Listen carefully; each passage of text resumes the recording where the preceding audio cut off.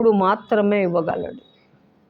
మనం ప్రార్థన చేయాలి, ప్రభువా నీ ఆత్మ నా బిడ్డలపై ఉంచు నాయన, అప్పుడు నా బిడ్డలు భూమి మీద బలవంతులు అవుతారు. దేవుని స్తోత్రం. కలిమి సంపద వారి ఇంట అప్పుడు ఉంటుంది. దేవుని స్తోత్రం. స్తుతులు వందనాలు చెల్లిస్తున్నారు. నాకు నా బిడ్డల్ని అటువంటి జ్ఞాన వివేచన కలిగినటువంటి ఆత్మ నా బిడ్డలపై నువ్వు ఉంచు తండ్రి అని మీరు ప్రార్థన చేసినట్టయితే దేవుని స్తోత్రం, దేవుడు అలాగా వారిని నడిపించి భూమి మీద వారిని దేవుడు బలవంతులుగా చేస్తాడు. ఆమేన్.